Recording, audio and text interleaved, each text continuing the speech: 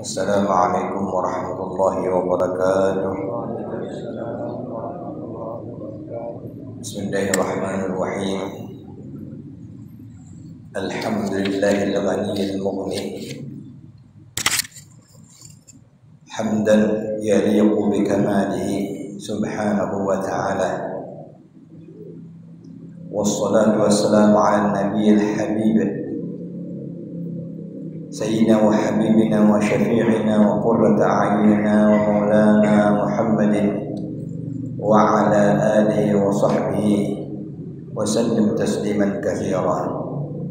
سبحانك لا علم لنا إلا ما علمتنا إنك أنت العليم الحكيم ولا حول ولا قوة إلا بالله العلي العظيم. وكله من رسول الله ملتمس غرفا من البحر أو رشفا من الديم. Imam Masjid Nuruddin yang dimuliakan Allah, hafizahullah ta'ala wa mata'ala Allah bituli hayati.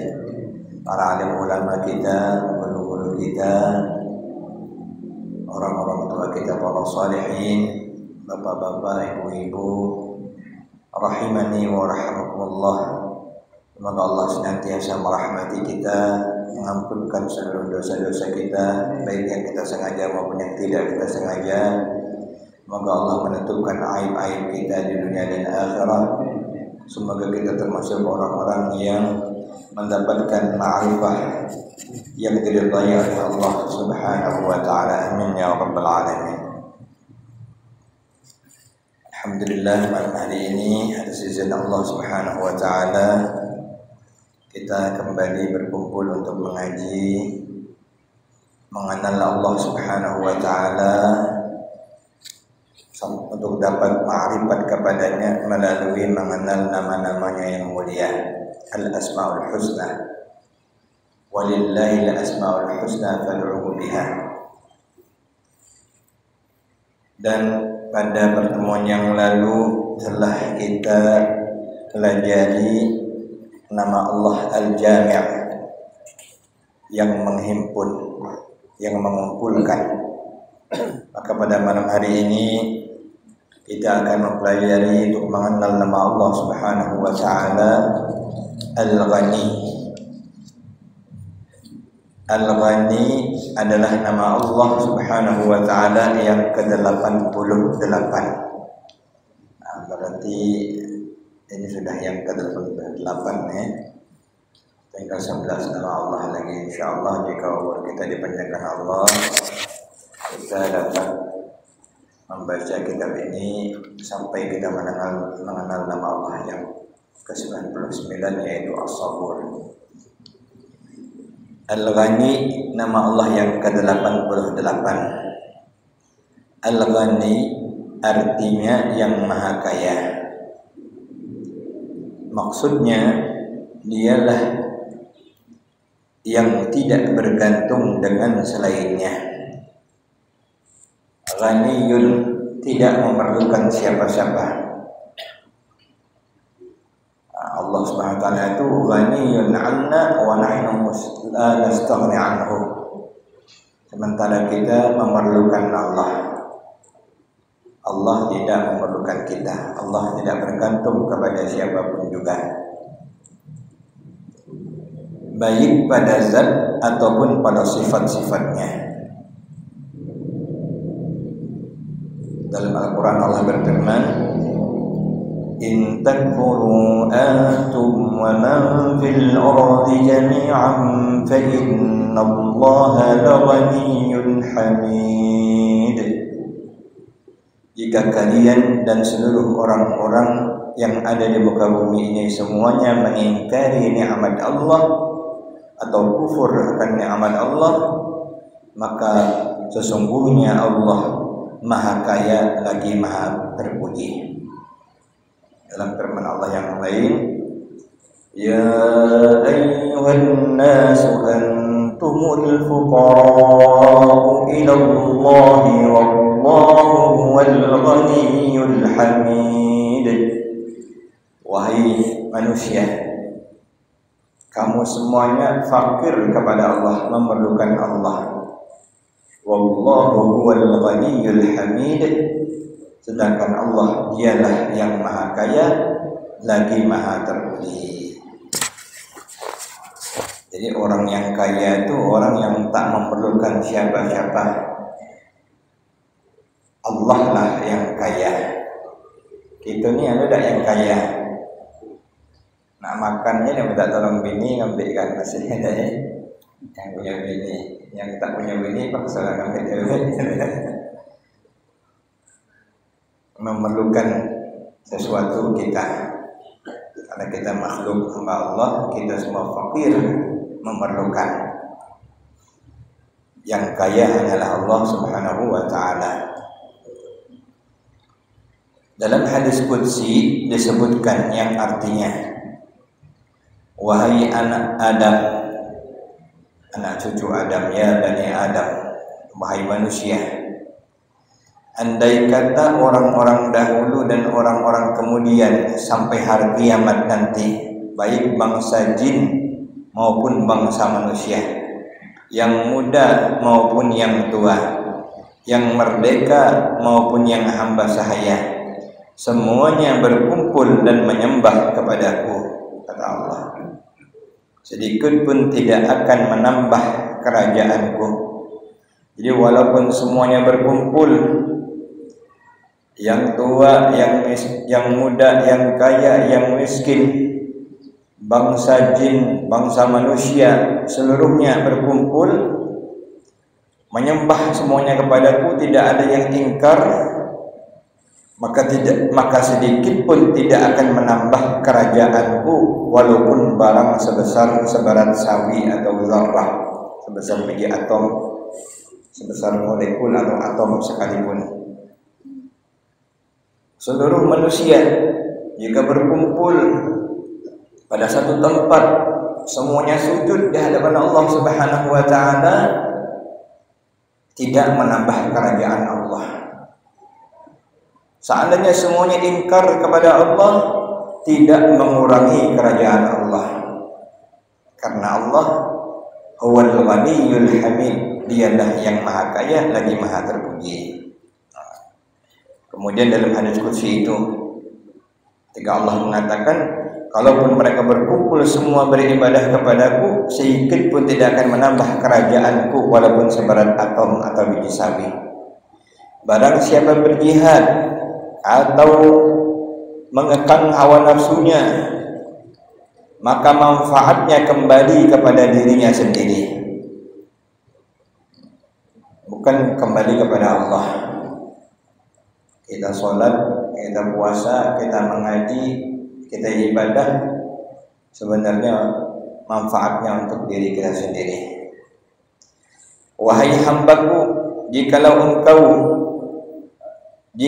orang-orang yang dahulu sampai orang-orang yang akan datang, baik jin maupun manusia, berkumpul di satu halaman, di satu padang yang sangat luas, dan semuanya meminta kepadaku, lalu tiap-tiap orang itu aku beri apa yang dia minta, maka hal itu tidak akan mengurangi sedikit jua pun perbendaharaan yang ada di sisiku, melainkan seperti berkurangnya air laut yang dimasukkan jarum, lalu dari jarum itu diangkat mendapatkan setetes air, maka tidak mengurangkan lautan khazanah milik yang di sisi Allah Subhanahu wa ta'ala.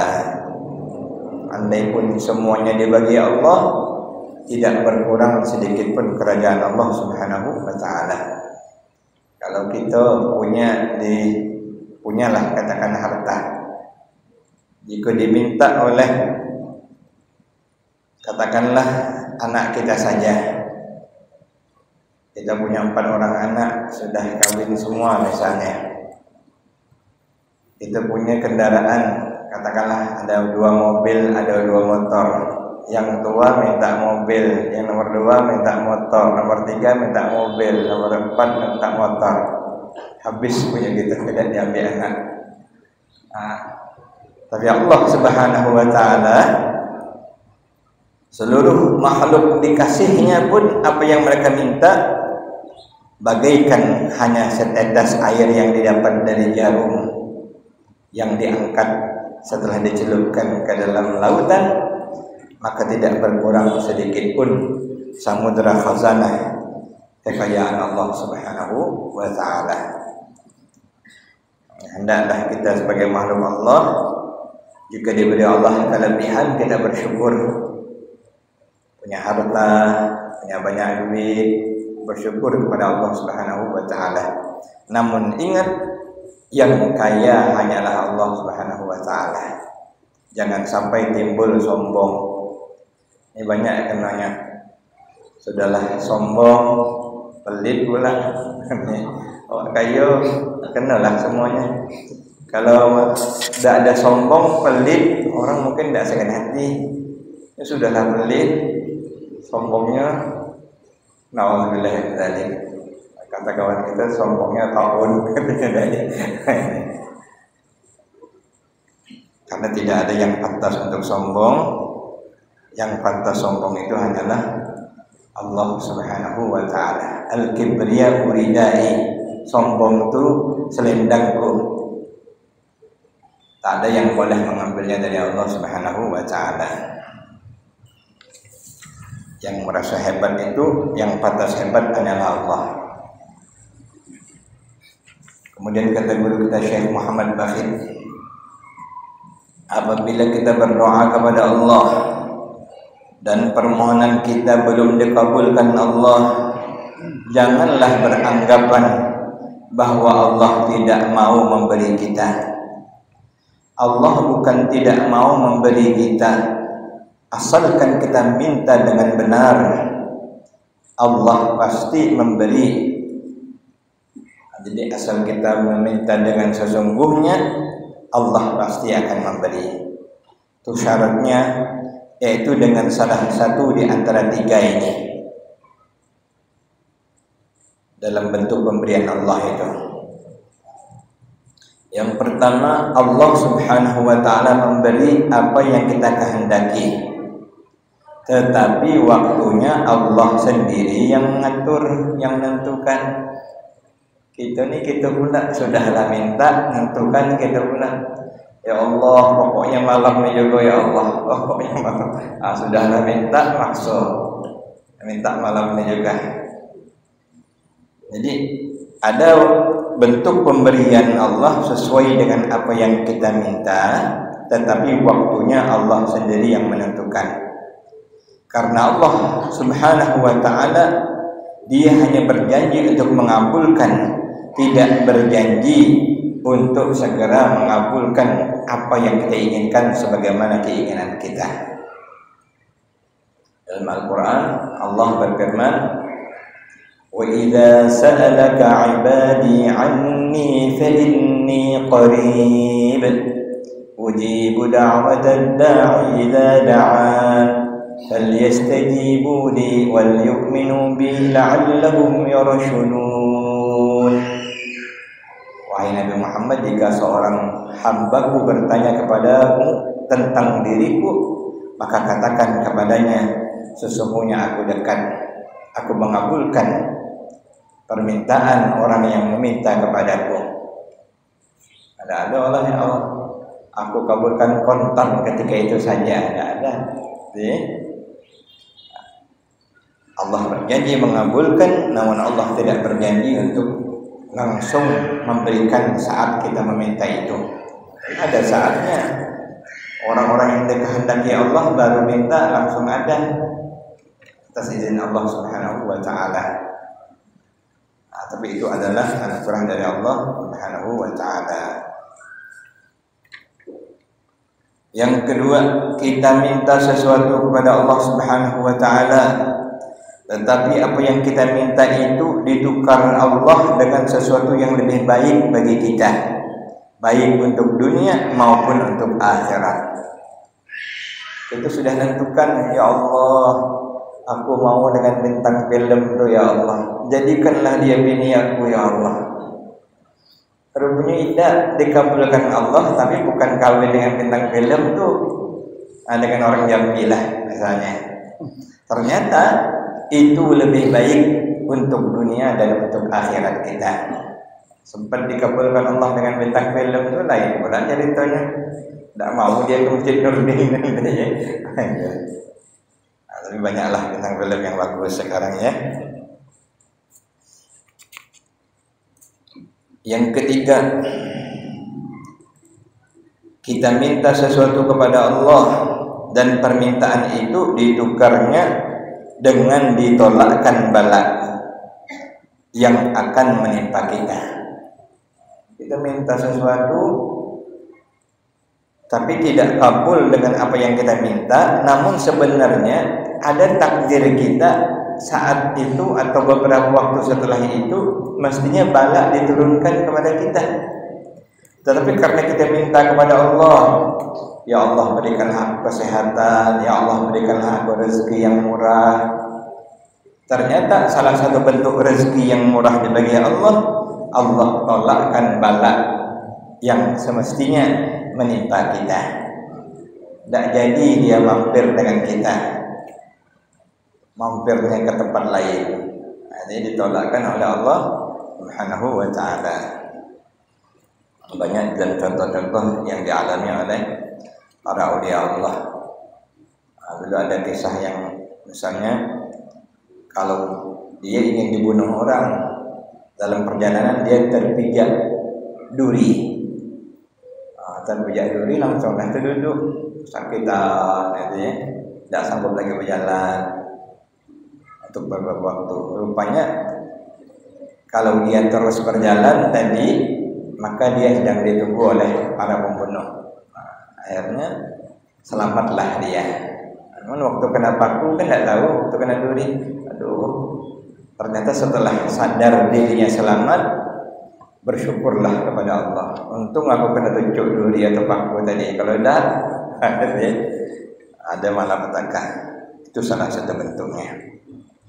Jadi kata Sayyidi Ibnu Athaillah Sakandari dalam Al-Hikam,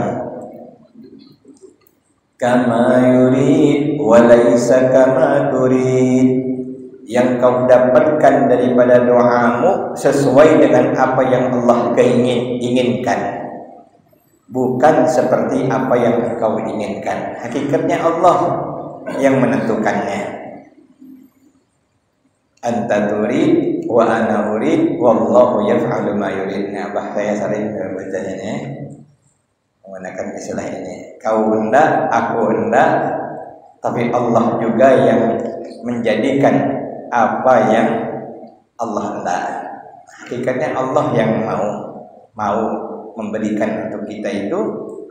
Maka Allah Subhanahu wa ta'ala salah satunya menggerakkan lisan kita, menggerakkan bibir kita, menggerakkan lisan kita. Kita mohon kepada Allah, ya Allah sehatkanlah badanku.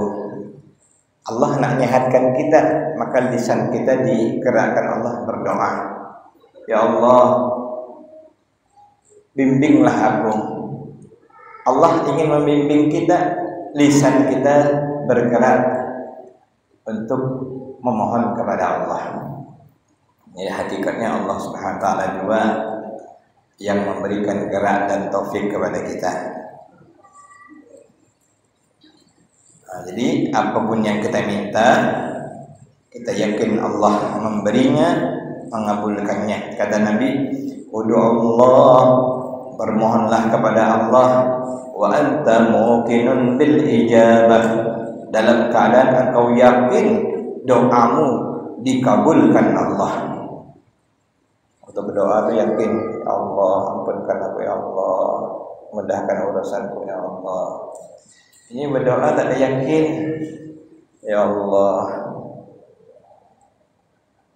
Itu ya, kendaknya banyak tapi tak ada yakin. Kalau tak yakin tu, ceritanya tak yakin itulah. Pastilah tak dikabulkan Allah.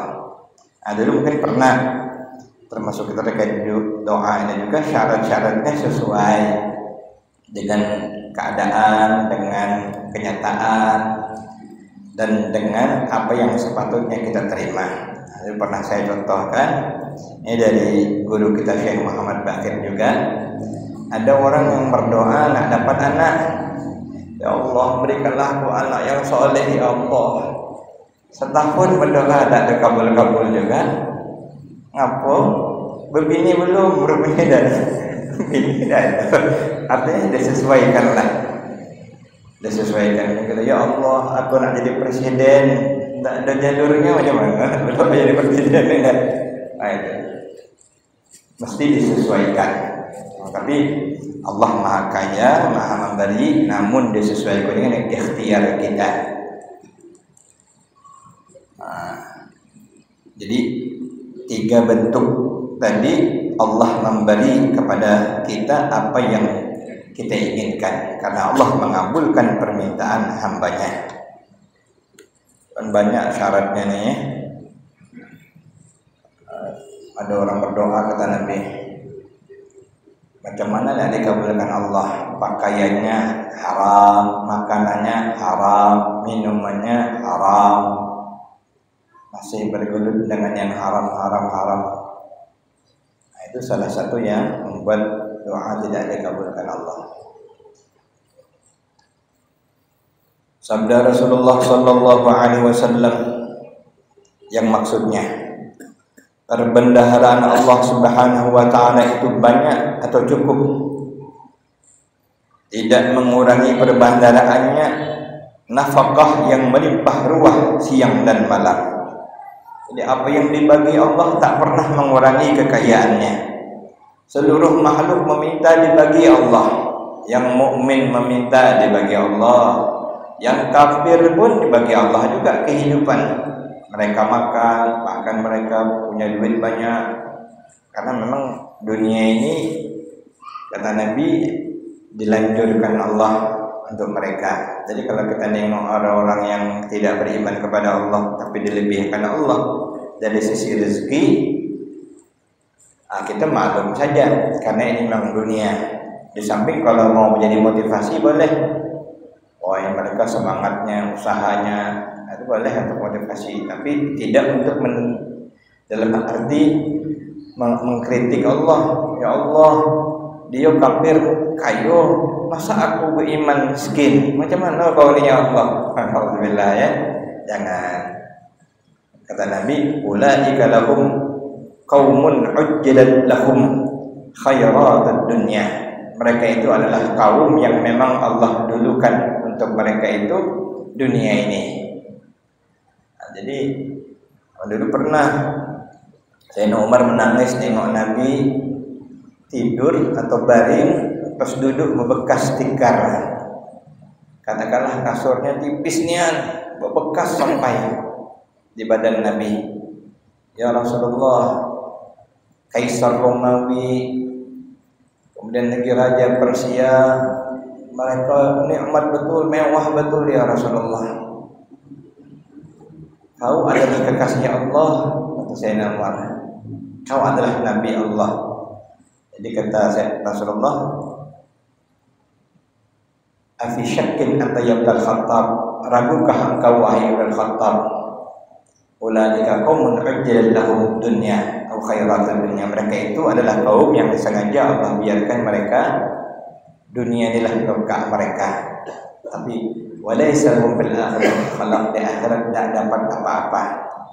Karena dunia ini la tusawi 'indallahi janaha ba'ud, tidak senilai sehelai sayap nyamuk pun di sisi Allah.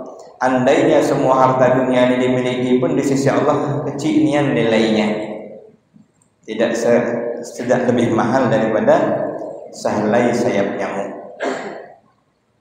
Itulah orang berebut-rebutan, harganya murah di sisi Allah, tapi mati-matian orang ada. Tapi mudah-mudahan kita diberikan Allah kecukupan, keberkahan dalam hidup dunia ini sebagai fasilitas untuk akhirat kita. Amin ya rabbal alamin. Apakah kau tidak melihat, kata Rasulullah, apa yang Allah berikan sejak Dia ciptakan langit dan bumi? Maka semua itu tidak akan mengurangi apa yang ada pada perbenaran Allah. Dari awal dunia ini sampai diciptakan sampai hari kiamat, Allah berikan rezeki, Allah cukupkan sampai nanti dunia ini diambil oleh Allah Subhanahu wa taala. Kalau manusia, kalau habis rezekinya meninggal dia, jatahnya tidak ada lagi. dipanggil oleh Allah Subhanahu wa ta'ala, dalam artian untuk hidup dunianya.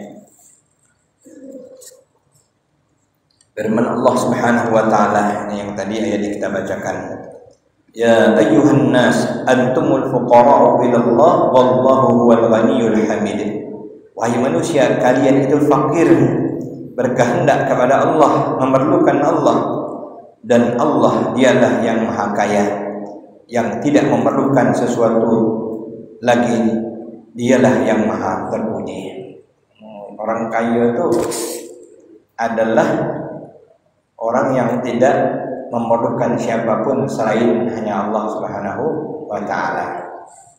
Ukuran kaya, kata Nabi, laisal ghina ghinal mal, bukanlah kekayaan itu kaya harta, walakinnal ghina ghinan nafs, tetapi kekayaan itu adalah kekayaan hati. Itu baru orang kaya yang sesungguhnya. Alhamdulillah kalau dia hartanya banyak, hatinya baik, itu orang kaya sesungguhnya.